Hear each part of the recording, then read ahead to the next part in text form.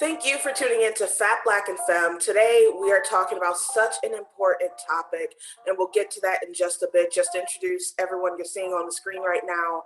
You can go around. First, Jordin, our co-host with the most and everything. And we have healthcare professionals and Rochester locals, Terry Reagan and Shawnee Wilson. And they're giving us some time today to give us some feedback and talk about such an important thing that I think gets overlooked a lot. Black women and how Black women, Black femmes, how they deal with chronic illnesses and the healthcare system in general in a way. So we'll start up, but I wanted to check in first with Jordin, who this is a very personal conversation for her because our co-host Jordin battles with multiple things on a daily basis and has been dealing with a really strong bout of it the past couple of weeks. Jordin? I guess, well, primarily I have lupus and antiphospholipid antibody syndrome, which is a rare blood clotting disorder, stage 3 chronic kidney disease, Raynaud's syndrome. I got a lot of stuff. This is all in a bowl, just mixed all together. I was diagnosed when I was 12, so it's a very big part of my life. It's not like it's new, it's just very normal, but we could spend all day talking about misdiagnoses, advocating for yourself, being admitted for long periods of time. Like, I don't think anybody ever really talks about the emotional and physical toll it takes on a body when you're admitted into the hospital for like more than 7 days. Usually I'm 7 to 10 days or more. But nobody ever really talks about that either. But I think that I've done a lot in advocating for lupus in Rochester with strong, because all my doctors are strong doctors, and I have a really good team. Thankfully, because I know there are a lot of people who aren't as fortunate. But I've had my team since I was diagnosed. So, and my hematologist, my blood clot, I've had multiple blood clots. He won't let me go. He's peds, but he won't he won't send me to an adult hematologist. He said I'm too difficult. So that's pretty much what's going on with me. But yeah, and it a battle you've been dealing with all your life. And just to Shawnee and Terry, you guys recognize those disorders, of course, and what do you see on a daily basis that Black people with those disorders kind of or other chronic illnesses, the things they battle on a daily basis? So I mean, Terry, why don't you go ahead and get started since you do primary care more than I'm doing. Yeah, I do have a handful of African American women in my practice, young women too, who do have lupus. So everything that you said, Jordin, I have a patient who has very similar issues. So we do see a lot of, especially Black women with kidney disease stemming from lupus, blood clotting, all of that. So it's very, it seems like it's more common than it would seem. When you do the reading about lupus, they say that it's actually not very common. However, empirically, from my own experiences, I actually tend to see it quite a bit in African American women. Funny you say this week. I don't think my daughter will mind me sharing, but she is going to be worked up for lupus herself. So she's a young Black woman as well. We don't have a confirmed diagnosis yet, but yeah, it's difficult to diagnose though.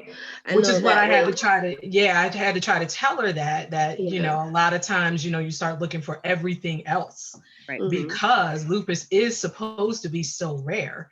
But if we're talking about it realistically, my just looking at this again, probably stemming from my own personal experience with my daughter right now, but also from my practice, I do think that might be something that needs to get looked at, particularly in the Black community, Black women in particular.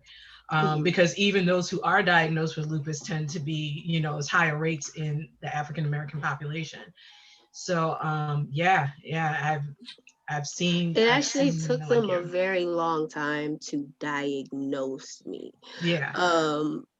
I think that because I was so young, they were like, no, it has to be something else. But actually it's a very interesting story. I'd actually been put into the hospital because they thought I had a pneumonia. So I was sick and they could not treat the pneumonia. Like they put me on all different types of antibiotics and my fevers would not become stable, anything like that. And I was in the hospital maybe 2 weeks before they thought to give me a CT scan. They had did all the x-rays and everything, but they just kept saying the pneumonia's getting worse and they didn't know what was wrong. They finally gave me a CT and they saw that I had a PE. So, which is a pulmonary embolism. Yeah.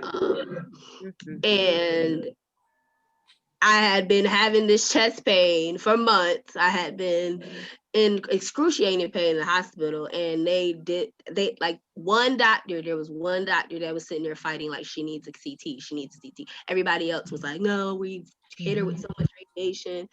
And like, even after they found the blood clot and did all the tests, it took them a really long time to actually diagnose me with lupus. They kept saying, you have the antibodies, you have this, you have that. And it took them maybe, I don't know. I mean, I considered it lupus because I was always sick. So I'm like, yeah, it's something.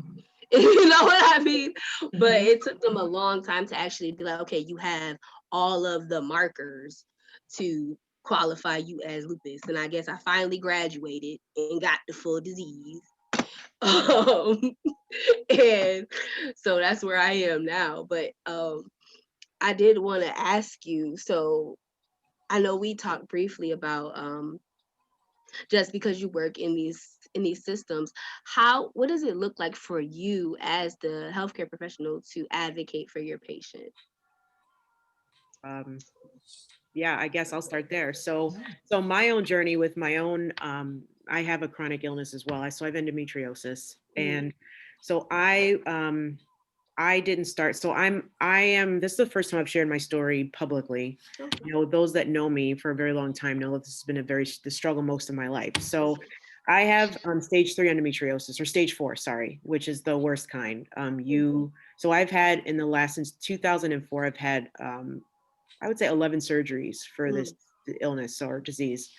And I've had pretty much everything. Like, I've been under the knife so much, it's just become such a part of my life. And the reason why I decided to become a healthcare professional was because of my treatment in the system, and about how you talk about chronic pain and chronic illness. You are just debilitated, laid out by it. It affects everything that you do. And it affects just happens. Exactly. And I started out as I remember the first time I had a bowel resection. So a bowel resection is when so think about your bowel as like a hose, right? And then they cut out the diseased portion and then fuse the hose back together. And that's what that is. So that happened to me twice. And I remember the first time I was in so much pain, and I remember seeing a nurse practitioner at a GI office locally, and she told me, she was like, I was crying, and she just looked at me with like no emotion in her face. She's like, you need to just you don't have any insurance, you need to leave. And this person is still working in town right now. And I just remember, like, I had a colonoscopy with a very kind lady from Unity who's still, I think she retired now, but I remember waking up from my colonoscopy and her just like touching my shoulder and being like, I'm so sorry, because my bowel was so constricted in an area that they couldn't even get the scope through. And so I was scheduled for emergency surgery in the next week. And so again, I was a young Black woman. I had no insurance. I was trying to convince people about pain that I was experiencing, but it was constantly having to, prove beyond a reasonable doubt that I have pain, right? Because, I'm over exaggerator. I don't know things and so I was just reading an article before we started this conversation about a woman that brings a binder with her every time she goes anywhere. And it was always seen, I know in practice, we see the binder, we're just like, okay, there's the binder. But like, for real, like, you're going to hear from two medical professionals that do this every day. We are, for advocating for patients, though, for myself, I think that for Black women, it is that we are, we have to sit and listen and then do, right? Yep. That, I know that, like, even as a Black woman, it's like, it's two separate things. And I always am trying to reconcile them every day, where, you talk about lupus. I had a patient with lupus come into my clinic the other day, and, lupus patients have been really difficult to treat, right? To deal with their pain, to try to make sure that like, you understand and hear them, and to try to relate that back to them. Because for us, it's like, we are constantly reaffirmed by the system that they don't know us, they don't care. Right. So that relationship takes a long time to build. And our advocacy looks like, walking through, it's like, it always comes with like a story that doesn't go well, right? Not for the stories that do. Like, for the lupus patient, she yelled at me and told me I wasn't addressing her pain. And I was just like, I don't know what else you want me to do right now. And so I had to look and go back and say, okay, what is it like to, be the healthcare professional and a Black woman? And it's like, you always are forced to feel like you have to do them separately instead of the same. And I think that also like us, we need to hear that from people that are doing this every day, that it is like a constant struggle to know that it's not about, ignoring or disempowering or disengaging. It is about how do we reconcile the two to make sure that we're advocating the best we can. No, and, definitely. For me though, being like, okay, like, when we get in the room, if you're coming to see me, I'd be like, hey, Jordin, I'm reviewing all your stuff. Here's what I think, and having it be a conversation. You're not always going to agree with me. Right. You're not going to agree with what I say. But, especially when it comes to pain complaints, I will say, here's what's going to happen. Here's what I can offer you. Here's what I can do. And then bring that all up front, and then we work through it together.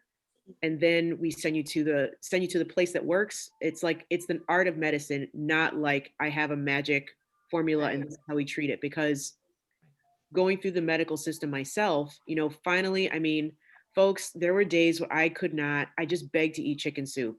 Like, I just remember, especially when I had that first bowel obstruction, I could not, like, I prayed that I could eat Jell-O and just would lay on the floor in a ball. So, to talk about chronic pain and like, having to do all that, like, I completely understand, but it took it took me months, thank God, not years, as it does for other folks, to know like what was wrong with me because of that sign. It's like, people, like, I was reading too, we always have to point to like more than just a pain complaint plus lab work to say, hey, there's something that's not right.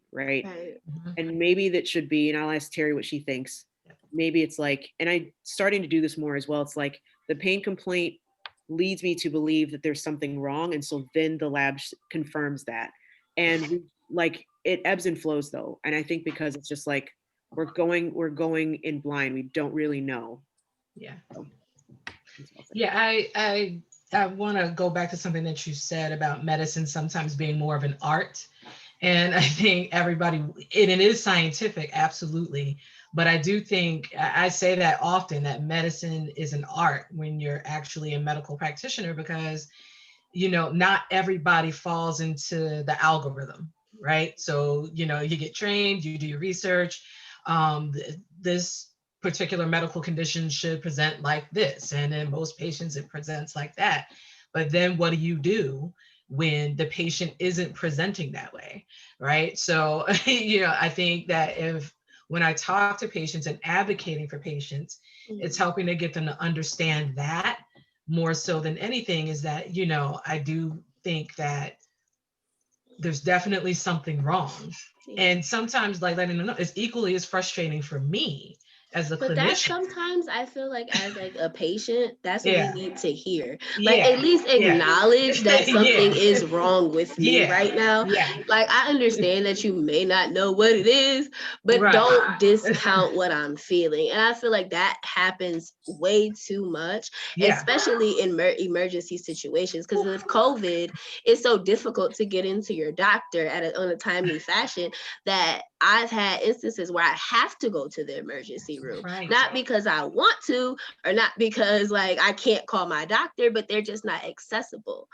Yeah. So like we go into these situations, like I can tell you right now, I'm dealing with something. I can barely walk at the moment. I cannot tell you why. I woke up on Tuesday and I could not walk. I have severe pain in my legs and I don't know what's going on. But with that situation, I'm like, and then the thing is, you know how you have all these doctors. I have the cardiologist, I have the rheumatologist, I have the hematologist, the PCP, and all the other ologists. And they're like, okay, call your primary care. Call primary care. Okay, call your rheumatologist. No, she just told me to call you. Like, what do you mean? Like, like it's just like you go through all of this stuff and it's like I'm just gonna go to the hospital because I don't know what's wrong with me. Yeah. And then I went to the hospital and he did all my blood work. He said, well, your levels are at baseline, so you can go home. Yeah. Yeah, that you know, I being in primary care, that's the story of my life. This happens to me all the time, and you know, it's frustrating, I gotta say, because again, I feel like the patient is the one that gets left out there. Like we're all doing our thing, we're doing our little dance, and the patient is the one who feels like crap, needs some care, and everybody's like just passing the buck. Yeah. That is just, and that emotional toll is very difficult for me, only because in my lifetime and all the times I've been sick, it has never been she has this problem, let's check her labs. Oh, there's an answer. Never, ever, ever in my life has there ever been just a clear-cut reason or a clear-cut diagnosis. It's always been long-term or eureka, you know what I mean? And it's so difficult. I'm just so thankful for the team that I have, but I feel like I'll just spill this real fast. So Strong is trying to create this holistic medicine ideology where they have like the doctor, then they have like the mental health support person, then the social work person, then the nurse person, like all the people you could just call whenever. And I think it's a good idea, like in your head, but like executing it has been very difficult. I feel like you doctors get so entranced and just enveloped in diagnoses and actual trying to fix the problem. But I mean, even after when I feel better from this or they figure out what's wrong with me, there's still going to be a mental toll that just wasn't addressed. Yep. And I feel like a lot of us, like with me specifically, I've talked to a lot of people and therapy just hasn't worked because I need a therapist that understands chronic illness too. You know what I mean? So like a lot of my depression, a lot of my anxiety comes from my chronic illness, and that's where a lot of it is rooted in. And it's like, if I don't have a therapist that can understand chronic pain or chronic illness, they can't really help me get to the root of my issue. And I know that's probably a lot to ask for, but at the same time, like I think when people ask for this, like you're saying, it's holistic. Can you give them a course in something? Just give them something. Like, I mean, how can you talk to someone that doesn't understand what you're going through? Exactly. You know, when I was looking for a therapist, I was looking for a Black woman, period. Like I didn't want a white man telling me anything. That's not what I wanted. So I think when you're looking for that part and you're trying to help yourself, you don't want to open up another space of possible ridicule. Or like you're dealing with that enough in the hospital system when they are taking care of you. Exactly. And this I person don't is really supposed to be like, have your back and be there for you. right. I don't know, Shani, if you can relate, but like you sit down with your doctor and you like my doctors treat me like I'm their kid now because I've been with them since I was 12. So they talk to me all types of crazy. If they were like other people, like I would be like, excuse you, but like because of the Right, relationship.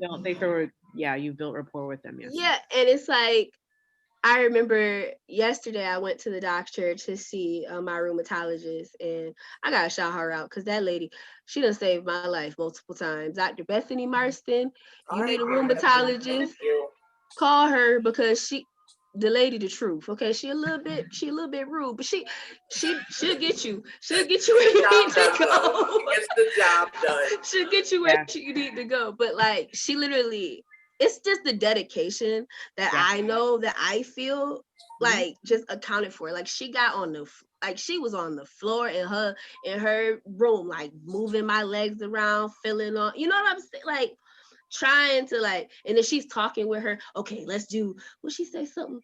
I don't know, she was using big words, but she was just like, we need to figure this out. What let's talk about causes before we talk about treatment. And like she's going through this conversation with this other person in front of, like, you know how, I don't know what she was talking about, but I felt better. Right.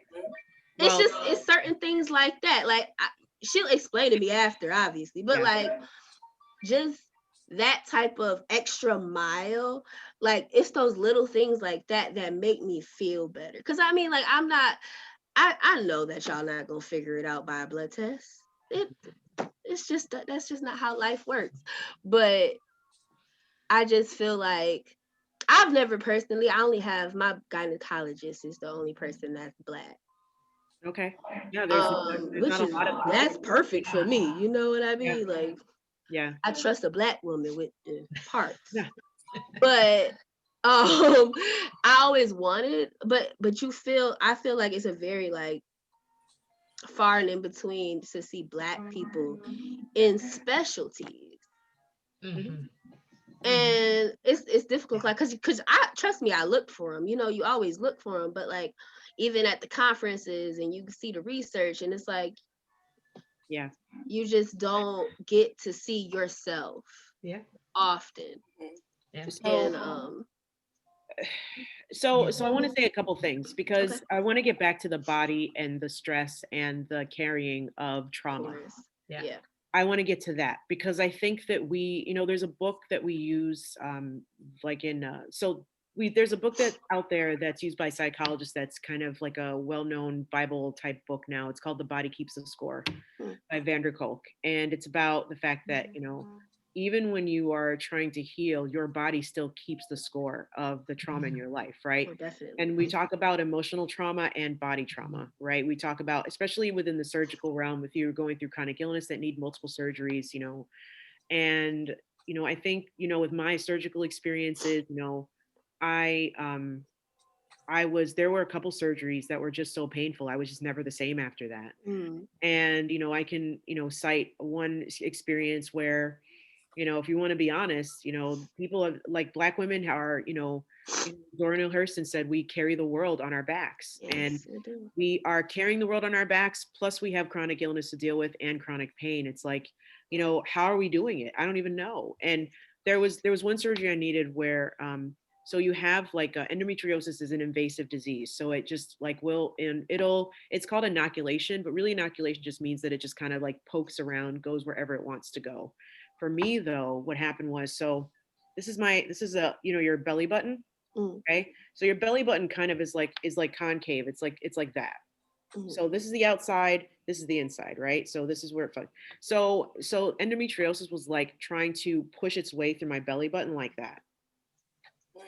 And I had, and it was like causing my belly button to bleed on my clothes. Wow. And so, it was 2013 and I had just started at Jordin and I was working as a provider and I was in tremendous pain every day. And I had to stuff gauze inside my belly button because it was bleeding so much. And I would work at the end of the day. Like I had patients telling me there was blood on my clothes. And I remember being like, okay, remember negotiating with myself. I can't take a lot of Tylenol. I can't take ibuprofen, but I was having to use so much for the day. So I started using meloxicam because I knew that if I asked my medical provider for Vicodin, it was like, okay, I need to make sure that I can work for my patients because I don't want to work where I'm compromised and all this. So I was like still in tremendous pain every day from meloxicam twice a day. Then trying to make sure that trying to make sure that I was still there and trying to carry a full-time patient load. And then, so, I also want you all to understand, audience, that this is also what providers go through on the other end. Yeah. Okay. So I'm still trying to service you all in terrible pain. So what ended up happening is I had by this time, 2013, I had multiple surgeries, 2014, where endometriosis, even in surgery, will like insert itself in these surgical sites. And so it was growing in these sites that I'd had previously. And so I literally had to have them rebuild my abdominal wall and build me a new one. And so I took off of work, and I remember like waking up screaming from the surgery. I woke up screaming. That's the first sound I heard. And I was on, I mean, the pain medication they gave me was good. I was glad for that. It was a pain pump. It was morphine pump. So you press a button. But I remember afterward just being like, I couldn't deal with it. Like I didn't even know how the cascade of pain, physical pain, affected my life until much, much later. When after I came back to work, I was like, fuck, like forget it. Like I can't do it. Sorry. I can't do this. Like I just can't. Like my fuse was shorter. I just didn't have the tolerance anymore to deal with people. Didn't have the tolerance to deal with my patients. Like, and my life just began to just like go out of control, where I just was like, where I had the resiliency to get through my day, gone. Then I took I needed probably, honestly, Terry, I probably needed 3 months off at least. Yep. Right. But the thing is too, like as Black women, it's like culturally we are made to understand that you are to do this work. You are to carry everybody on your shoulders, your patients, your family, your partners, all of that. And it's like, we come back to like, the disconnection from ourselves is learned, and it is cultural. And so from you, Jordin, for people listening, it's like when we talk about getting reacquainted to our bodies and ourselves, what does that look like? And I'm just curious about what you all think that looks like. You speaking to me right now. Like I'm just not, I'm over here, oh my God. You know what I mean? But like, first, to address everything there is a guilt behind being chronically ill. Yep. Yes. I don't know why, because it's really not my fault. I ain't do nothing. But there is a guilt behind just being sick chronically, because it's something that is always going to be there, and you can't do it by yourself. As much as I try to be independent, like I came home, I have a house, I have paid a mortgage, and I came to my mama's house, and I've been here since before Christmas. That's how I know I didn't feel good. You know what I mean? But like, there's a guilt behind just having to be vulnerable and be sick. Like you don't want to feel like that. And I think it's like that cultural ideology that we have to carry, that we have to press on. I went to Brockport and I finally finished. I had a blood clot every semester, almost every semester. And I don't get regular DVTs and PEs. I get blood clots in my kidneys, and I got one in my jugular, and I had one in my IVC. I got a PICC line, and the whole line clotted up from my elbow to my chest. Oh my God. I have had over 10, 12 blood clots, I think. And these, like, I still went to school. Yeah. You know what I'm saying? Like, I still went back. Like, I would go to the hospital. I also was on student government, ran an activist group. Yeah. I remember one day I left the hospital because I had a blood clot, and we had a speaker coming. I literally brushed my hair out, put on some makeup, and drove back to Brockport after getting discharged. Like, it's just this mindset, okay, you have to keep going, you have to keep moving, you have to keep moving. And that is so detrimental. Like, I feel like it has really hurt me more than it ever helped. Yep. It's like you said, like you just don't, you're not the same. I have complete anger issues. I don't have no patience. I don't have like no patience for anybody and their mess. As soon as you start messing, don't waste my time. I feel like I'm already on borrowed time. All this stuff, you know what I mean? Yeah. So I and think you know that what? I think that's okay. I just want to say that. I really think that that's okay. I think, you know, I'm kind of taking this out of context, but Jesse Williams made a speech once where he said, just because we're magic doesn't mean that we're not real. right. You're being real, right? And so, you know, the magic tells us that we can push through anything. And that's what we have to do because we're Black women and we're strong and we're super women and all this here. But the realness says, forget all y'all. I don't feel like doing this today. I don't feel like being superwoman. I need to And sit on that's my butt somewhere. okay. And it's okay to tell people that. Yeah. You know, it's okay if you're having an off day and you don't feel well and somebody comes at you a little bit and you might snap a little bit. All right, well, make it right later on. But sometimes that's just how you're feeling in the moment. I think it's important that you express that and let that emotion out. Yeah. You know, because we are also making ourselves sick by holding it in. Yep. You know, we can literally make ourselves sick. And when you're already sick, then you already have physical issues in your body, right? The mental, we're not dealing with that appropriately. I feel like stress is my biggest trigger. Yeah. Like every time I got sick, it was leading up to something or school. Like when I was first diagnosed, I'd only ever had a blood clot one time in high school. So I was relatively healthy all the way through after my first incident. As soon as I got to Brockport, blood clot every semester, almost every semester. I was in a hospital every semester. And it really makes you, it just pisses you off because it's like, I'm trying really hard to better my life. And you get pushed back. And I can only imagine with surgeries, like I was lucky enough to not have to ever go under the knife, but it's also because of the blood clotting disorder that it's a very high risk. It's like more con than pro. But like, it's just like you get in these situations and you're trying to advocate for yourself and trying to make sure people hear you, but you're also in pain. So how am I supposed to sit here? I'm crying, I'm in pain, screaming, and also making sure you actually listen to what I'm saying. That's been my big, especially now because you can't go in the hospital by yourself. Like you have to go by yourself. I realized, I'm 24. I realized that I'd never been in the hospital without my mom. Yeah. And when they said you can't bring visitors, I was like, what am I supposed, like, how I don't even talk to the doctors when I'm in, like, you know, like, cause you're just in so much pain or you're so scared, you don't know what's wrong. And it's like, especially now, like I'll literally just leave her on FaceTime. And she just talk to them. And but like it's certain situations like that we don't think about until we're in the moment. Like, like I'm fine right now. So I'm okay, I could tell you what's wrong with me. I could give you a list of my diagnoses. I could tell you my life history. I could tell you everything that I've been through and convey that effectively. But like when you're sitting in an office or you're frustrated because you done seen 3 different doctors, it's gone.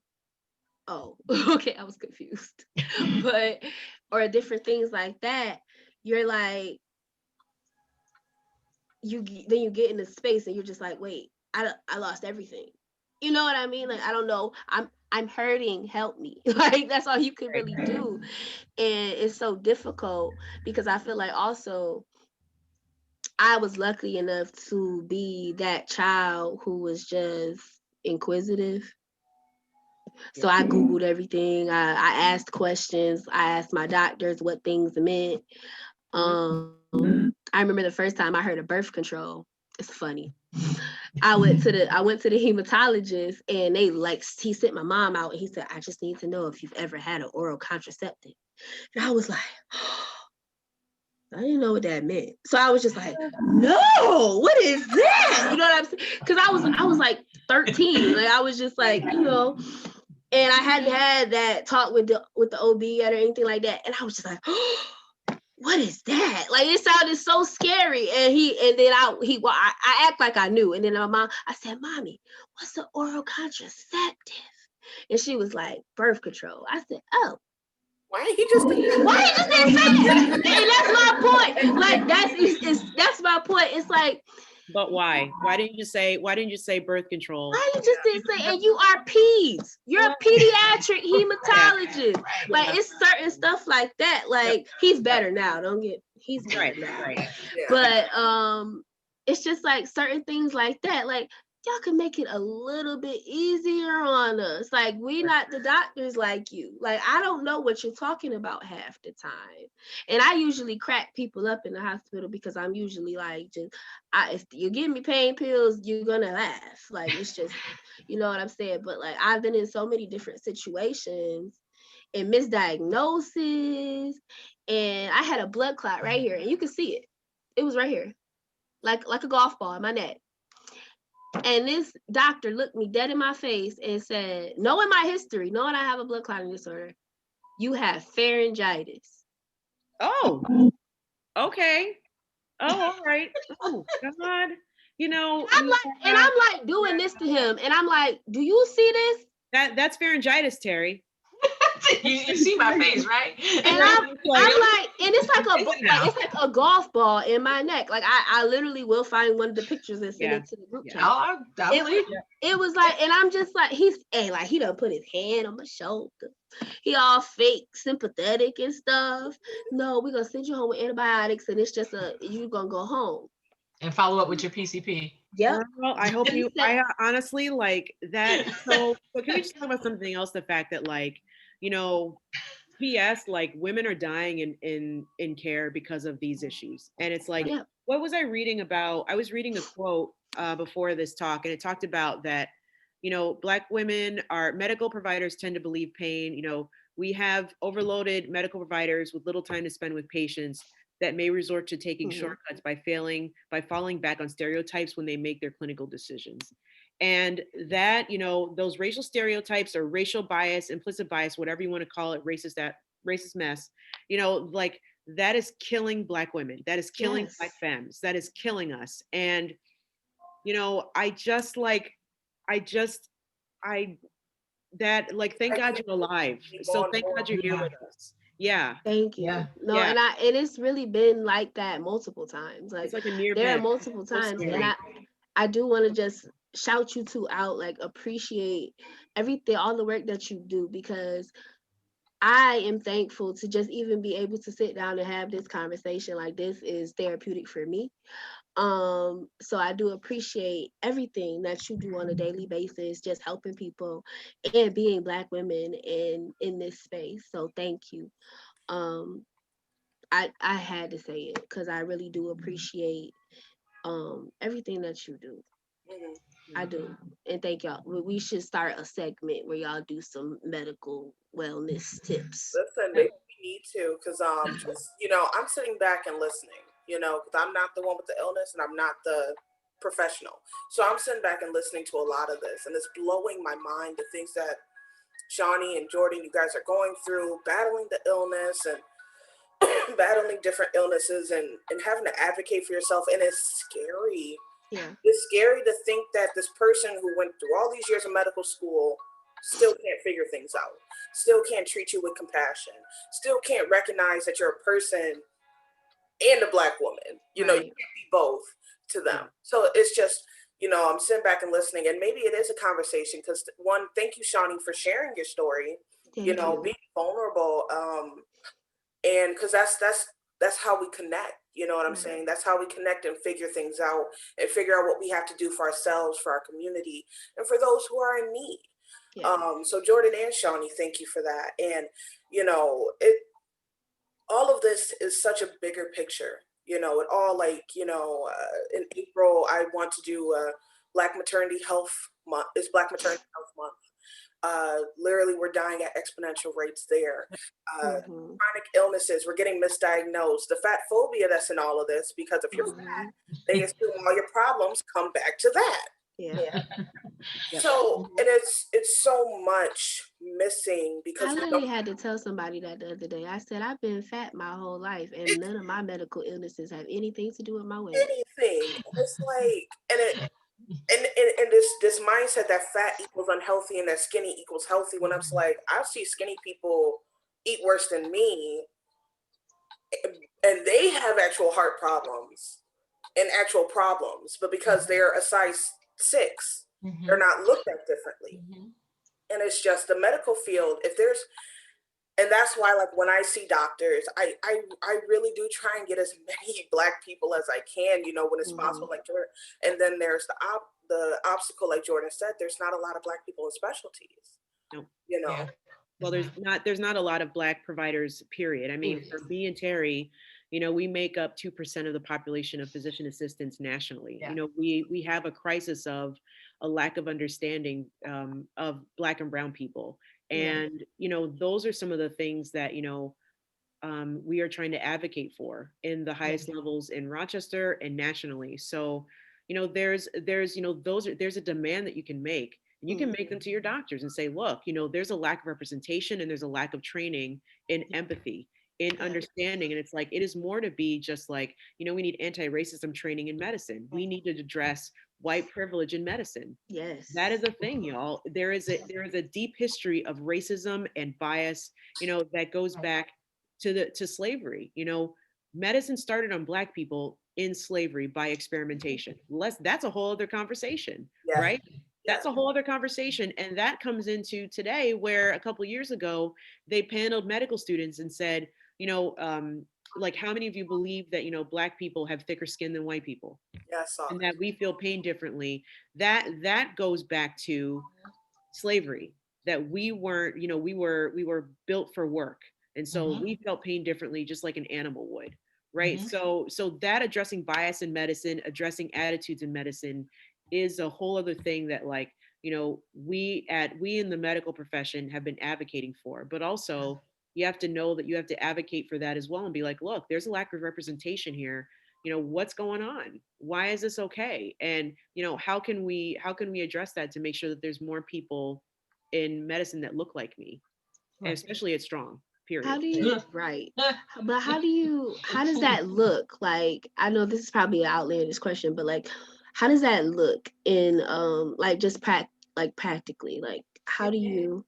So what do you mean by, Terry, do you want to answer that? No, go ahead. You want to clarify it a little bit? Like How does that, when you're saying like we're asking for representation, we're asking for training and empathy and all that stuff, how practically, how do you think that looks? So I would say for you as the patient, I would just start a conversation with your provider and say, it doesn't have to be confrontational, but I would say, you know, since you know these folks as well as you do, right? You know, be like, you know, because when patient requests something, it's a lot different from when we do, right? So I would say, you know, out of all of the discussions that you have with your provider, you know, and be like, look, you know, there's not a lot of people that look like me here, you know, and a lot of the times it's like we are dealt with differently in the medical system than people, and just have that conversation.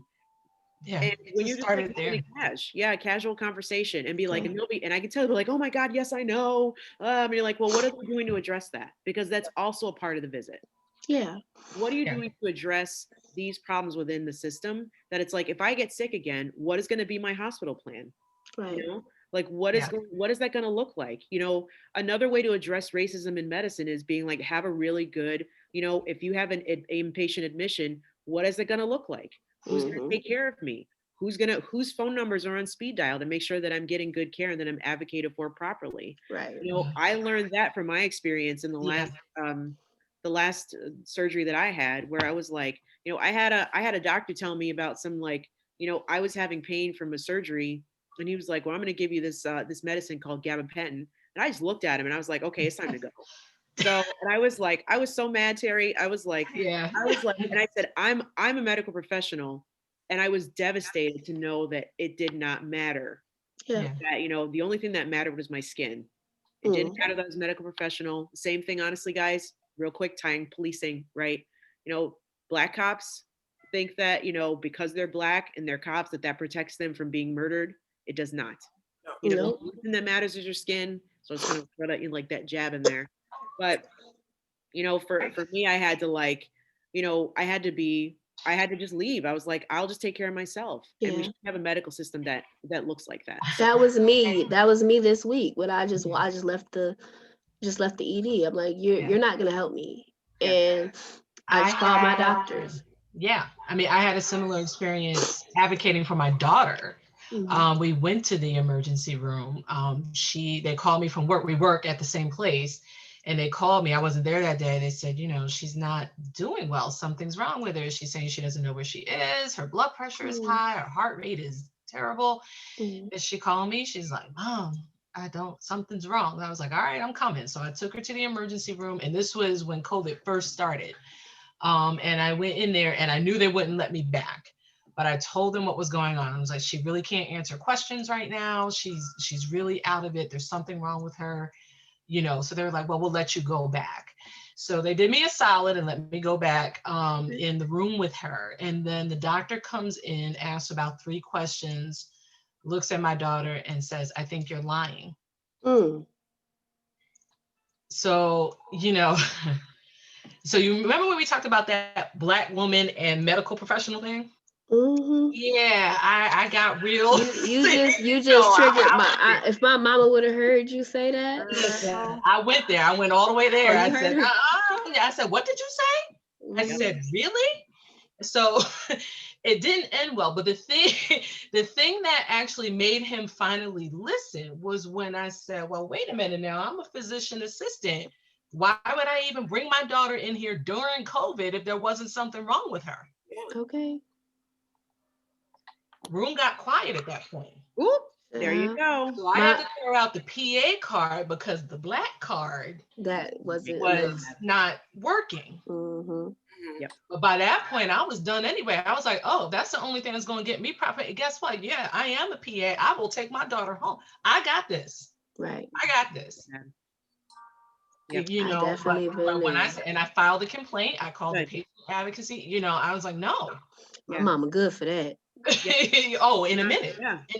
And I will tell my patients to do that. If you feel like you're getting, the runaround, improper care, even if it's real or not, if you that's have to. They're making you feel. Right. That's the only way you can get. And it's so sad that you got to threaten people whose job it is to help you. Like it shouldn't have to come to that. It shouldn't. But I had this situation with a doctor who, like, you know how close the ER, like there's no privacy, so you hear everybody business, why everybody's sick. Right. But like the man, he was so nice, everybody going around everybody. He just walked up to us and he was immediately just rude and disrespectful. And I've had him a couple of times, and this isn't a racist because he is a Black man. But yeah, don't get me. I've had it's layers. It's layers. Because is it though? Like, is it? Because it's so many layers. Because like I've had some issues with Black male doctors as well, but he was so disrespectful and so rude that like it got to the point where I told the nurse, I said, do not let him come back over here. Yeah. We can't, I'm not speaking to him anymore. And he got loud and belligerent with the nurses because we told him that. And it's like, I came here to be sick, not to argue with you. Like, why am I arguing with you on top of being sick, on top of having to sit here coughing, hacking, everybody think I got COVID and I got a sinus infection. Like, it's just so much. And you just, it's just, it all goes back to how we have to do so much just to get seen or be taken seriously. Yeah. Like, and it plays like, as sick as I am, that's why people pay attention. Because they look at your chart and sure do. Oh, we need to check because she might kill over in 5 minutes. You never know. Like, and that's messed up. I just feel like everybody, if you go into a situation, emergency room, you hear this person out. Maybe they are lying, maybe they're not, but it's innocent until proven guilty. Like, you can't just keep disrespecting people just because you don't believe them because of their skin. Right. Like, that is crazy to me. Right. So I think the system though is like, you should you know, until like, you know, you are guilty until you are proven innocent, right? And Right. you know, that is the way the system is. And you know, sadly, you know, that is what we have to deal with. And you know, advocacy comes from, you know, knowing yourself and then relating that to the person. And honestly, like Terry, I would have been like and George, I would have been like, you can go and you can Mhm. bring me Oh, somebody. I Like my did. mama. Yeah, I did. And I requested another doctor to come in yeah. to Like evaluate my oh my God, daughter. And he fine, said, huh? there's no other doctor here. Oh, really? There's none? I Okay, let said, me go. in the whole emergency room. Really? You're the only one here. How are you Listen, by the giving me time it credit? was over, we had security guards. I was this close to getting arrested and I didn't care because I called them all the way. And when I say I called them all the way out, I did. I was like, no, because here's the thing. You came in here, you saw this Yeah. Yeah, that's and really made an frustrating. assumption. And don't act like y'all don't do this all the time. Right. Yeah, yeah. Like I wonder what Oh, happened and so after that. literally everybody, oh, here we go. That was the No. response. And here Yeah, we go. Because So, what you we're know, not going to do is sit here and act like yeah, like my child still needs help. yeah, right. Because You here know, we gonna go. We're gonna go down the whole road. Here we go listen, when I say together. I was ready, I honestly did not care at that point if they took me away in handcuffs or Yeah. anything. yeah. I got diagnosed with pneumonia way back when. I won't go to Strong anymore. I've had way too many problems. I only go to Highland Emergency. They're not that much better, but Oh, there's my eyes looking around, wondering what that is. Yeah. so Okay. I had got diagnosed with pneumonia, and they, for some reason, they wouldn't send me home. Like they didn't give me. I was in the ED for 3 days. And they kept bringing people in the room and in and out the room, and they wouldn't give my mom any answers, and it was like really traumatic because I'm like, okay, you told me what was wrong, but what's going on? Like, and I just remember sitting there and I'm in pain and I'm just like, what do I do now? Yeah, You know what I mean? You just get in these situations like in the hospital. I have so many hospital stories. yeah. We could talk all day.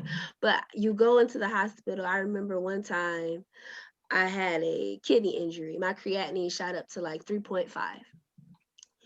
And they didn't know why, they didn't know what happened. They said it wasn't lupus related, but whatever. Okay. And I remember sitting there just so sick, and I'm just like, what do I do now? Yeah, And you get to these points, like you say, like that trauma, you keep score. That trauma is yep, literally just building up, building up, building up, building up. And every time you get sick again, you deal with it a little bit worse because that strength you had, it was used to get you through the last time. And I think my question, in a perfect world, just to hear what y'all think, um, how do you think we can start to supporting that as a community, as a patient, as a healthcare, as a professional, as a doctor? Like, how do we start supporting the other side of these chronic illnesses, like the mental capacity? Because I feel like that has a lot to do with the physical manifestation as well. I think the first step is, we talked about it earlier, is clinicians need to have more empathy. I think we have to start looking at the person as a whole person and recognizing the effects that these chronic illnesses is going to have on someone's mental health. Especially for somebody like you who struggled through this from the time you said 12. That's a long time, and you're only 24. That's half of your life. That is a big thing to deal with at such a young age. yeah, So one of the first things that we would need to look at in somebody like you is the mental health aspect of this. That's a lot for a young person to burden. And I think we have to think about the burdens in our community, particularly the African American community, particularly in Rochester, the burdens of not just our health, but also the issues in our community: systemic racism, poverty. Now, I'm not saying all Black people are impoverished, but I will say that, especially in Rochester, this is a thing that I have to look at with my patients, and the effects of just chronic generational socioeconomic and racial issues and what that has done to my patients and how that affects even how I need to take care of them. You know, long story short, just, you know, as far as the mental health aspect, we have to remember all of that impacts the patient. Yes. So empathy is, I think, the first place where we need to start. And not making excuses either. You can't say you didn't know. Yeah. You didn't ask either. I mean, I will say this, sometimes as clinicians, we do not ask. It doesn't even come. We're so busy looking for the physical thing that we lose sight of the impact that it's having on someone's mental health. Right. And, you know, again, like, I'm a clinician, so I've been as guilty of that as anyone. Okay. So that's why I say we when I put us in the category. But I do think that along with chronic illness, there comes mental illness or mental health issues. And we really do need to address that more. Yes, we need more resources. Yes, we need more counselors. Yes, all of that is true. We need more time during our visits to be able to address this stuff. Because what a lot of people don't realize is part of the reason why that you feel like you're being rushed is because you are being rushed, because our schedules are too packed to deal with patients the way we need to. So, you know, there's so many things that need to happen in order. I always thought it was so weird that doctors' offices were only open 9 to 5. Like, I get it, like, it, like, really, like, but it doesn't really make sense because it's like everybody works 9 to 5.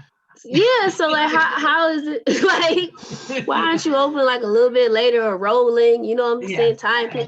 I always thought that was weird. Yeah, and there are a lot of offices, we do late hours. There are some offices that do lunchtime hours. There are a lot of offices that do that, or Saturdays, that sort of thing. But to your point, I do think that, there has to be some sort of compromise there in order to really meet our patients where they're at and satisfy all their needs.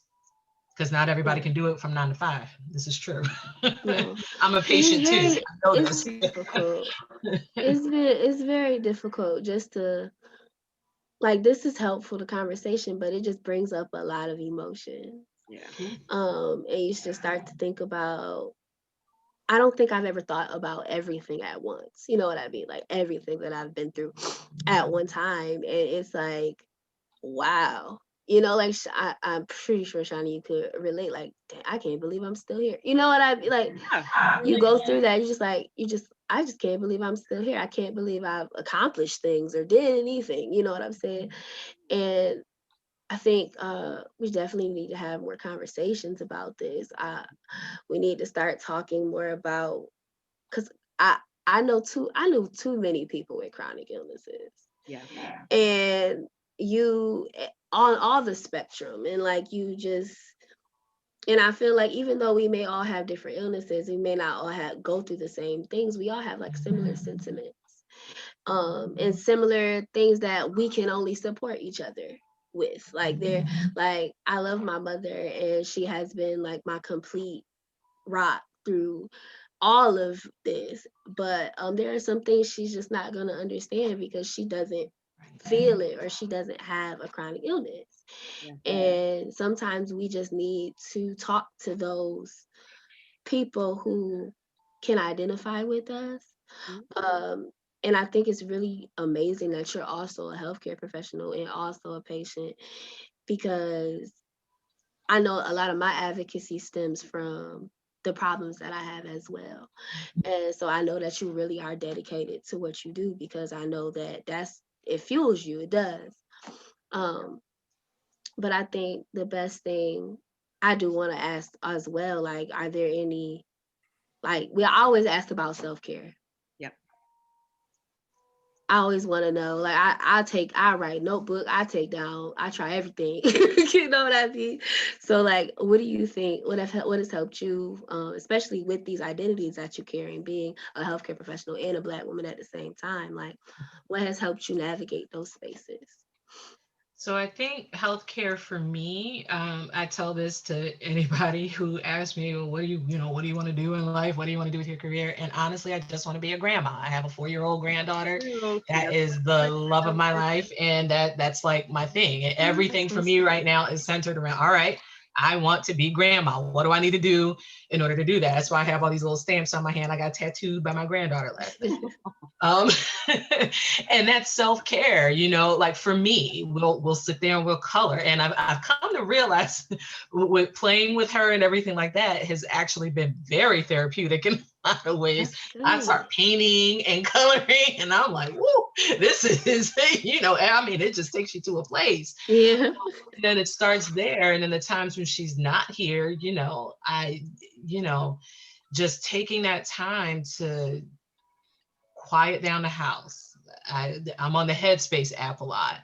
I read, just taking a moment to actually just be in the moment and shutting everything down. And I have to be purposeful about that because I fill my life up with a lot of things sometimes. And just really, I've had to in the last year just say, all right, look, I have to slow down and take some time just for nothing. or last year I crocheted myself a scarf. I've never crocheted before. I did it because I could, you know what I mean? And that was very therapeutic. I think you have to find that thing that just helps you to soothe your mind in any way that you can in a positive way. But sometimes, we do just have to turn everything off, say no, and be comfortable with saying no. you know, trying new things, that's all helpful. Definitely. So for me, I want to answer two things for you all. I want to talk about the last comment about bodies and about trauma and how to unpack that, because I think that there needs to be, especially community healing, right? We talked about that. We talk about a disconnection with Black healing, and about so my great grandmother was an herbalist, and that was so obviously we're from Alabama, my family, before we immigrated to Great Migration to the Harlem, New York. So that's where my grandma went to for nursing school. And my great grandmother she had a garden, and when people were sick, they would come and talk to her, and she would pick something from their garden and give it to them. Because in those days, you didn't go to the hospital unless you were dying, right? Which is something we carry still to this day, right? Because we don't trust the system. So, but I've been really, for me, it's really been a journey because of just like body trauma and just acknowledging that that's a thing, right? Let's just start there. Just being like, the body keeps a score, that I am not aware of my own trauma because I've had to just soldier on to the next thing. And then just kind of taking stock and taking space in that, how do I create spaces where I can do that? Right. Is it safe? Right. We keep on a scene, when I was an EMT, it'd be like, is the scene safe? And you're looking around. Is the scene safe? Is it safe? Yes or no? And do we have, as Black women, Black femmes, like Black people, do we have safe spaces for us to unpack all of that and leave it there? The answer is not really. Right. And so, I've really taken it upon myself, and I know that there's other Black healers in the area as well, but I am really committed to, making spaces for me and for people like me. And, we really wanting to explore this idea of herbalism and, teas, tinctures, talking about, getting your hands in the earth, digging into it, and just exploring that part of ourselves, because that is our history as well. Right. Slavery, we had gardens, we had herbs that we would grow, give to each other in order to heal each other. Not saying that that's it's just a lost identity that I'm just trying to explore. So that's the first thing. Second thing is that, to Terry's point about self-care, for in chronic pain, really for practical reasons, every time I would have a surgery, I would have this cool box, and I would fill it with things that I thought would make me feel better when I was getting better. I wasn't necessarily prepared for every time how I would just be in pain and just lay there all day. But at least I would try. For instance, I would get a fuzzy blanket. When you talk about the five senses, right, of healing, which is touch, taste, sense, we talk about like seeing things, hearing things. So, just start with those 5 things, right? I want something that texture wise that makes me feel, that I can, have something to center on. Babies use that texture sense, right? Mhm. So you can have a fuzzy robe or a fuzzy blanket. I would buy a new one every time. I would buy coloring books, right? I Mhm. would invest in like a new journal, may not write in it, but at least it was there. Yeah.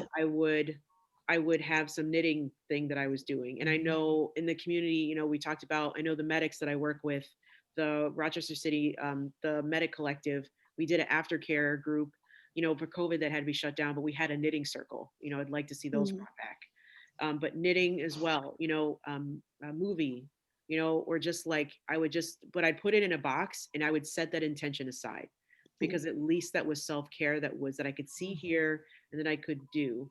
But just understand that it was like, there is that, at least if you have that thing in front of you to just like put into and then shut the box. It's like, this is my gift to myself.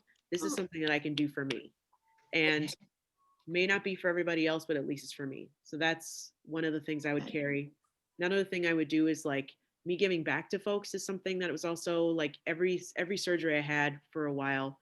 At Joanne Fabrics, they would have like this free thing where if you wanted to come in and knit hats for people in the community that were going through chemo, you could sew. And so they would have a sewing circle. And I thought that was such a cute idea. So every surgery for probably 5 years, I did that. I would go in and like use my little sewing. You have a sewing kit, and I learned how to make quilts.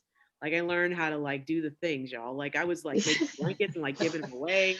Like, but it was like, okay, if I can just see something, even if I just could commit to even an hour, even if I had a 30 minutes where I could be like, okay, I'm sitting at making my thing and then go back over here. Even if I could do that, even if I didn't have a good day, I could still see something that I had made that was mine. Yeah. And not my illness, not my pain.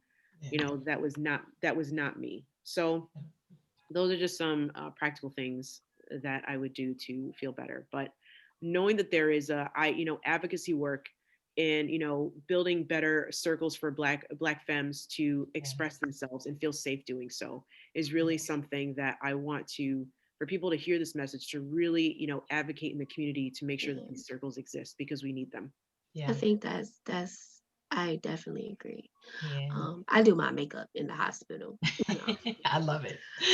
I have them bring my mirror and everything. Okay. That's right. But I also wanted to talk about because I know Bri, you don't identify it like having chronic illnesses or anything like that. But I also wanted to talk about what support looks like from our family, from our friends, and from our loved ones. Because I have like because it's been so long, I know what helps me and I know what doesn't. And I feel like a lot of times that people, because they love you, they want to help. And I think that's a beautiful sentiment, but like you can't really do much. And I feel like a lot of people give just unsolicited advice, opinions, and things that don't really help. And I feel like I just had to vocalize that because I've lost friends because of people thinking they knew how to help me without consulting me. That's even.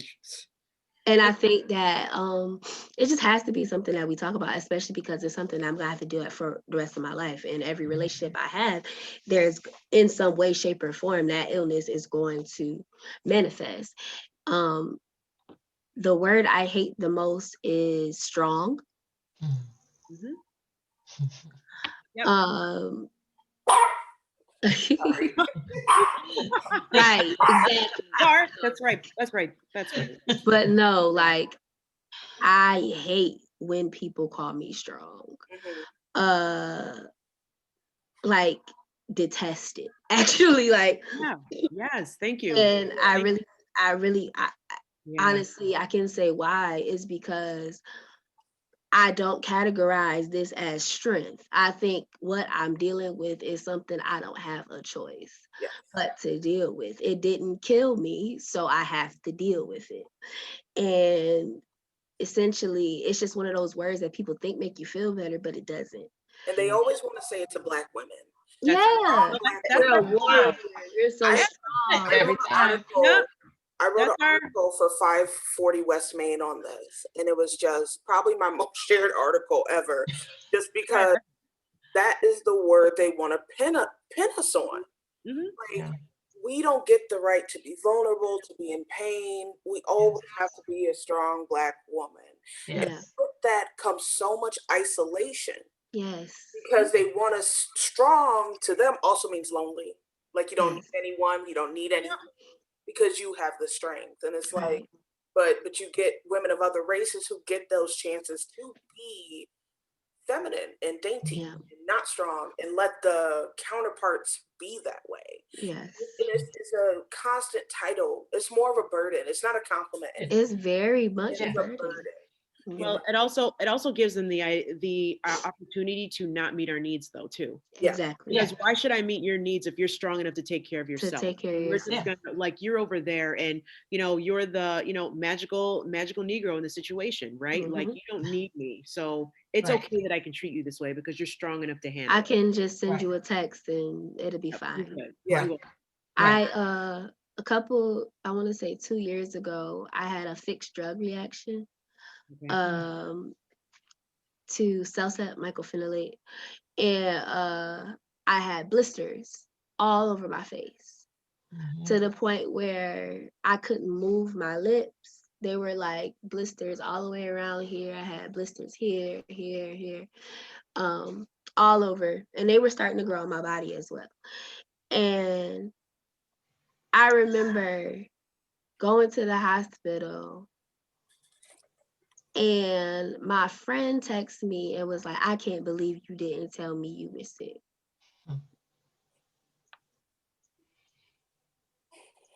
And well, she not my friend no more, but she was like asking other people why she didn't let me know, why she didn't tell Like me. centering herself in your Yeah. illness, Yeah. your Yeah. problems, Yep. and you Yeah. And it's like, Bad. okay, so one, we're not that close. But two, I post my journey on Facebook a lot. And I do that because I really think we need to normalize just talking about chronic illnesses. Like, Right. I'm not ashamed. Like, it's something I have to deal with, and it's something that I feel like explains a lot about how I carry myself and what I do and what I choose not to do. You know what I mean? So like I want it to be a normal conversation, like living with lupus. This is what I've been dealing with. You know what I mean? So like I'll post like a general update if I'm hospitalized or something's wrong with me, just to make sure, like, if I don't text you, at least you see something. At least you know some type of update. But it's that certain thing where people center themselves because they want to be your savior. Yeah. And I have a really big problem with that. And I feel like it's a lot more normal because people want to, because they love you, they want to help, they want to fix you, they want to make you feel better. And it be like, it's good intentions, but it always comes off as very selfish and self-centered. I shouldn't have to care about your feelings. I have blisters all over my face. I can't even smile. I couldn't They're even trying to talk. fix you so they don't have to witness. Yeah. That thing. Yes. So You they're know, I also couldn't even you talk. I irritate had to take morphine to take my medicine. yeah. Jeez. Like that's how much I couldn't open my mouth. And Yeah. like I'm very open about it, like test me for everything. And I had to go through this traumatic experience at 4 o'clock in the morning because hospitals don't move fast. And you're dealing with all of this stuff, and it's just like, now I gotta deal with you too. Yeah. Right. But again, it's about their feelings. So if I can say that, folks, Yeah. it's Yeah. about their feelings about your illness and about, well, you need to reassure me that you're okay. Right. Again, when you're living with chronic illness, if you want to talk about support, support looks like, to me, I remember, so I grew up very, very evangelical Christian. you know. And one of the things I remember going through illness about was like, you know, Job, right? Job in the Bible was, you know, a man who God took everything away from him, you know, and the devil, they had a bargain, an agreement. And he's like, if you take everything away from Job, you know, Job will curse you, God. And God was like, no, he wouldn't. So they did it. So they took away everything that Job loved in his life. One of the last things they dealt with was illness, and he had sores all over his body, and he was just sitting in the dirt. And you know, there's a passage in Job that talks about where Job had there were just three friends, and they just sat there in silence next to him and just mourned with him, right? And so, and when we talk about support, that always meant so much to me, because the only thing that a lot of times there is nothing to say, you just need to be standing with me. Yes. Yeah. And that's it. I just need you standing next to me and standing or sitting in the dirt with me, right? Yep. Sitting close to me, like just hugging me. Like that's all. Yep. And I will check you if you try to like bring your emotions into this and being like, I need you to Definitely. comfort me. I will like take that over there, because I cannot like have your emotional burden on me when I'm, you know, trying to count the minutes down to when I know this pain is going to made pain medicine Definitely. kick in, or like if I can bring a stuffed animal into the hospital because I know it'll help me Right. feel better while I'm laying there. You know, so it's like that's what support I think looks like. And then also too, one of the things I would say for you specifically, Jordin, is that you should consider having just like a team of folks that are in your inner circle of Oh, support. I do. Right. Yeah. So, and I would say that to anybody else dealing with severe, you know, chronic illnesses where you're in and out of the hospital like that, is like there's only like a couple people that you tell your business to Yeah. that know like the ins and outs of it, so they can like mobilize. Okay, Yeah. you're gonna go get groceries. Okay, you're gonna go get a blanket. Okay, you're gonna have a stuffed animal waiting at home or in the hospital that you're gonna bring to me. Mhm. It's like having a plan also takes a lot of stress out of a situation, because Oh like yeah, I usually pack a bag. exactly. Like a bag that has like something taste, texture, Yeah. like something that's like touch, Yeah. feeling, something that And brings you a snack, comfort. because they don't like to feed you either. That is also Right. true. They don't like kids. Just make sure they don't know about it, Yeah. especially Yeah, I know. I right? know. You know, just kidding. Gotta hide. And I get don't some fruit feel, snacks in the bottom of my bag. yeah. And I think the other thing is like don't own those other people's feelings and being okay with not owning it. Like, Yep. it's okay to have your circle, and the people who are in it, and the people who aren't, if they get upset about that, that's on them. And just leaving it right there. If they're really in your corner, they're going to understand that, and they're going to do what you need them to do. They will Definitely. come up to that. Mhm. You can't own it. You're dealing with too much. Yeah. You're already dealing with enough. Yeah, and I want also people to understand that they don't have to feel guilty for not being able to provide that comfort at that time.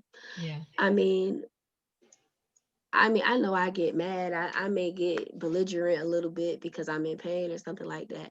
But I always hold myself accountable for that. And I apologize.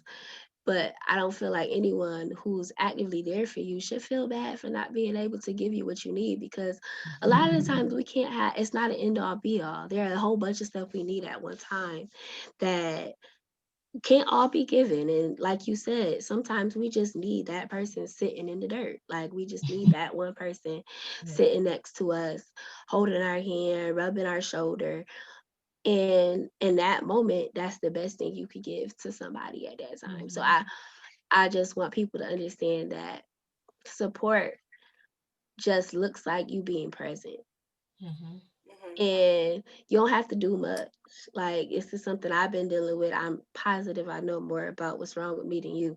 So just be there, And I feel like once more people understand that, take themselves out of it for a second and literally just be there, um, we can have better support systems and actually create those safe spaces, Shani, that you want to create. Like those people Mhm. never needed to be there in the first place. But inserting yourself into people's illness and only thinking of yourself, Yeah. and that really has to change. Having someone, I don't think, like, I've never had to experience someone with such a chronic illness like Jordan, and being her friend her being a co-host, and seeing that side of a person has been completely enlightening, and realizing like, okay, this is what, like you said, like what support needs to look like and what it should look like, and just people you meet as you go who deal with not just chronic illness but mental illness and Right. and physical pain when they're recovering from surgery, and stop centering yourself. It's Yeah. not about you.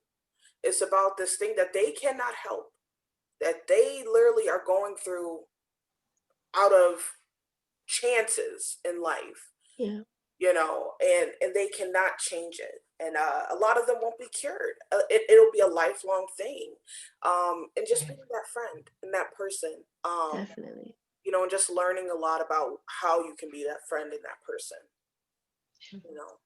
It's understanding your role in all this sometimes, and I think people sometimes want to take on more than what they're actually capable of doing. That's it. Sometimes you're the one that needs to fall back, Yeah. and that's okay. That is what's needed at that time. You don't have to, always, oh my God, let me get up to the hospital. I gotta go to the hospital and see Jordin. And no, sometimes, like Because I right don't even now, like visitors. come on now. Like sometimes you just need to chill, and that's okay, because that's what Jordin needs right now. Right.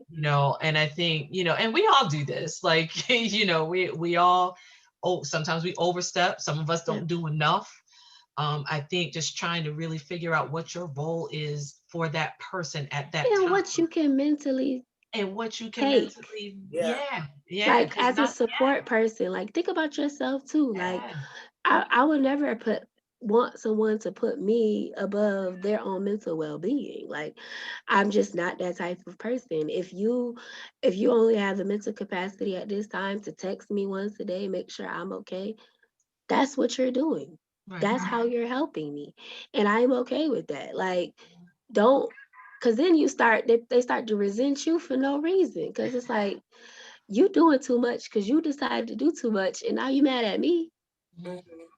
Like, how is that helpful? I just want people to be more realistic Yeah, no, about honor yourself what for. they can do for other people and do that. Yeah, it's Oh, like and the thing on an airplane where they tell you to put your mask on first yeah, before the child Yeah. because you're no good to them dead. Yeah. Right. Essentially, like you have to be, your cup needs to be full before you can give some to anyone else, you know. and also too, I want to be realistic, folks, and say that a lot of times you might have to just tell people, just be like, you gotta go, That's right. Yep.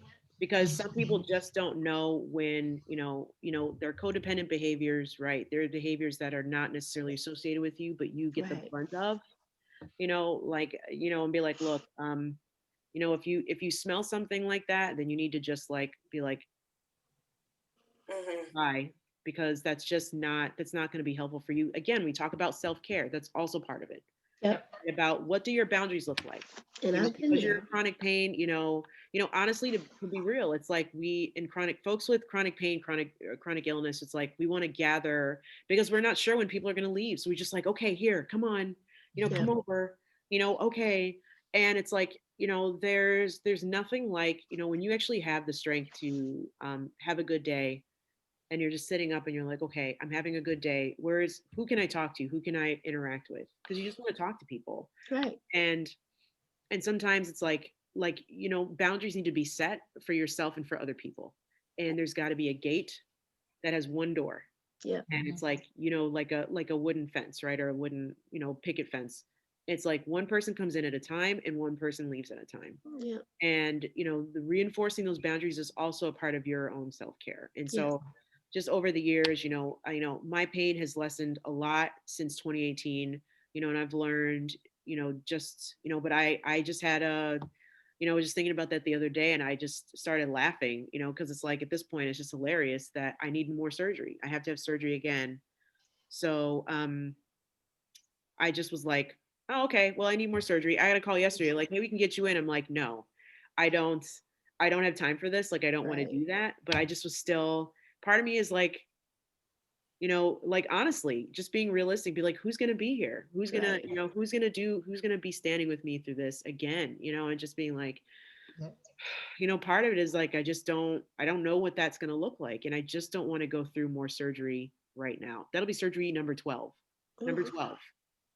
So it's like, no, I can push that off until I really need it.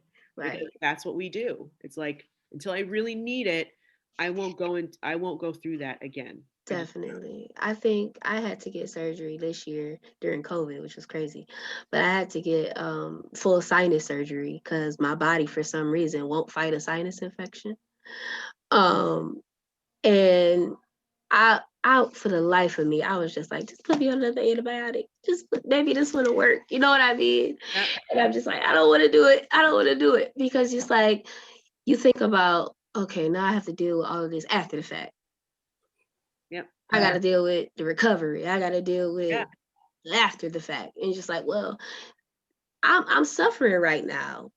But I feel like I'm going to suffer worse after that. So should I, like, you just have to, it's just so crazy how we pick and choose what pain to go through.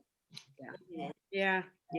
Again, I think, but again, as women, as femmes, excuse me, I keep saying women. We have to be able to, we have to be able to navigate and learn. Well, I guess we have to learn ourselves, folks. Like, there's only one person that we are only responsible for our own healing, I guess. And I know that's selfish within, but I'm talking about within this chronic illness sphere. Yeah. We, like, I don't know. I guess I don't know what else to say that, at the end of the day, you are still crawling around every day trying to get through this. Yep. And, your own, we have to create our own space for healing, I guess. Right. And, sad, but who else is going to do it? As black femmes, we know this to be true, right? We are constantly trying to keep ourselves safe. So that's nothing new for us. But I just think that, we have to just say that out loud and say that that's true. That I have to have a safe space for myself. And what does creating a safe space look like? Does it mean, and just broadening our conversation into the chronic stress realm, right? That, chronic stress can, it adds to chronic illness, right? And it exacerbates it, makes it worse. We also have to understand that, self-care is like eating well. What does well eating look like for you? What does exercise look like for you? Within mental illness, within depression, anxiety, right? That a good day may just be like, I took a shower today. I took did my makeup in the hospital, or, I play with my grandchild, or, for me, it's my cat, and my, all the things that I, do in the community, so what do those things look like? And the thing is too, is like, as Black femmes, how can we cultivate that to make that look rich, full, and like a garden type of, make it a community thing. Yeah. And that's what this is, honestly. And I really hope that something can come out of these discussions, because we really need this. And I want that to happen as well. I want the show to be a place for that. It's so important. And it's in this conversation is so many light bulbs going off as we're talking, just of like things we can do to help people who need the support and who need the help. And it's been a longer conversation than I expected, because it's just so good and I didn't want to stop it. But I will say we should do some final thoughts from you, Terry, and Shawnee, of course, Jordin, you as well, on advocacy, on how we can help people, on how to help yourselves. My final thoughts are, one, continuing discussions like this. I mean, it has to happen on a regular, inviting more people into the discussion, so we can, and just real talk, and everybody just being transparent and having a safe space so that people can feel ready to do that. There's that, but then there's also just on a personal level, we talked a lot about self-care. We talked a lot about caregiver roles and support and what that looks like. And I think those are discussions that we actually need to have even more in a lot of ways, because it seems like it's something that should be so inherent and something that we just do. And actually, we don't always do it very well. So my final thoughts are, do what you got to do to take care of yourself. Don't own other people's feelings in that regard. And find that safe space so that you can feel transparent and open up in the way that you need to open up. And Shawnee? So, gosh, well, thank you for this conversation, all of you. I've a lot of these things I don't ever speak about in person or at all, and so this was actually really healing for me. So, I would like to just like to in the same vein as Terry, these conversations about, advocacy, making sure that we're hearing each other, affirming each other in these spaces, and just recognizing where we are in the moment and stop, fantasizing about where we want to be. I think in the Black community, we do a lot of that, this Yeah. pie in the sky, by and by type of stuff. When really we're all on the ground trying to survive down here. And, I would like to deal with that and dealing with what, acknowledging survival and then acknowledging and then trying to find what that next step looks like. Right. In the chronic pain sphere, that's a lot of that. And, we want, me as a medical provider and Black woman and chronic pain sufferer, it's wearing a lot of hats, and it's a lot of duality even, and trying to advocate for patients as a provider, but then knowing how the system works and trying to work within that system. Patients have to know that. They have to know that it's it's not me just rolling my eating donuts at them being like chronic pain, yum. Let's make sure how we don't know how to help them. Really, it's we know that there's a system that's built to not really service them. Mm-hmm. And that we have to fight that system along with them, right? Yeah. Definitely. As in chronic pain, I think black femmes, we all have to broaden that scope, because a lot of people listening won't have chronic pain, but self-care and management of chronic stress will keep you healthy and safe in the long term.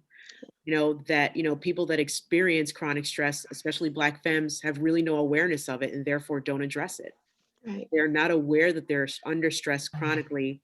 That manifests itself in the body in different ways, because your body always keeps the score. It always will. And, that's where I think that this talk can kind of expand on what that looks like about, when you're going through chronic stress, what do we do about it? How does that look? I would like to, I don't know, I would just say thank you so much again. Very happy to be here and looking forward to the next conversation. Definitely. And Miss Jordin? I just want to say thank you to you both, Terry and Shawnee, for taking the time out to talk about this. I mean, it's very important to me. I really want to work on more, just trying to advocate for representation. That's important to me as well. I feel like I have great doctors and I wouldn't change them, but I want everybody to have that experience. And if people feel more comfortable with people who look like them, then those are the people who need to be in those spaces. I think that this is very helpful for me, just to talk about, but it does just bring, it's overwhelming, but in a good way. I think that just being in a space where you're not judged and you can be open about what's going on is important. And I think people need to focus more on, yes, we get hospitalized, we have surgeries, we have all these horrible things, but that day-to-day chronic pain, that day-to-day effects, symptoms, things that we have to deal with because of our illness, they need to be addressed too. There are some days where I can't get out of bed. There are some days where I do not feel well. And no, I cannot answer you as to why, you know what I mean? And I feel like people just need to be more educated about chronic illness and what that means on a day-to-day basis, not just when people are in the hospital or completely flared up and stuff like that. And just taking care of yourself. Like you said, own up to what you need and what you don't need. Make sure you're very clear and set those boundaries. And thank you. I really do appreciate this. I hope we can do it again. Oh yeah. Well, we can figure out something. I think this conversation was so necessary and so important. so many golden nuggets of information is within this like hour 40-minute conversation, and it's definitely something worth watching all the way through for people going out there, because we hit on so many different things, and it's crazy that we talk so long, but this is really surface level. Yeah, Yeah. exactly. Uh-huh. Yep. Yeah. What really needs to get done, what really needs to be addressed. So Yeah. of course we'll look into ways that we as a show, as a brand, can help promote that and figure that out, and connect people to the right places. That's what I want it to be. I want it to be a platform that really supports the community. And yes, once again, Terry and Shawnee, you guys, like, Black Femmes in healthcare is so necessary and so amazing and so necessary. You know, Thank you. we really need more people who look like us, who are willing to advocate for us and not take any BS when we get there. Yeah. And it's just, like I said, we only hit the surface. So we will definitely be having more in the future. To the audience, if you like this conversation, please be sure to subscribe. This will be on YouTube. We're posting to Facebook. I want as many people to see this as possible. I think it's a super important conversation. Once again, Shawnee and Jordin, thank you for being vulnerable and opening up about things that you don't have to tell the public about. You do not have to. That is your business. That is your story. You don't have to share that with the world, but you did. And, I think it's going to mean a lot for people who are battling the same thing, but feel like they don't have a voice and are still looking for one. So thank you again for coming on. The show will go live around 1. And just thank you. This conversation has been amazing. Thank you so Great. much. I Thank really you do all. appreciate it. Thanks for having us, y'all. Of Yes. course, of course. So, if you're watching, like us on Facebook to get the very latest on Fat, Black, and Femme. New episodes every Saturday, and we're tackling important issues and fun ones too. But these important ones, we got to get them in there. That's what 2021 is going to be all about, getting these conversations out there. So, thank you once again for coming on, and have amazing Saturdays. Okay. You too. You too. All right, thanks, you guys. Bye, guys. Bye.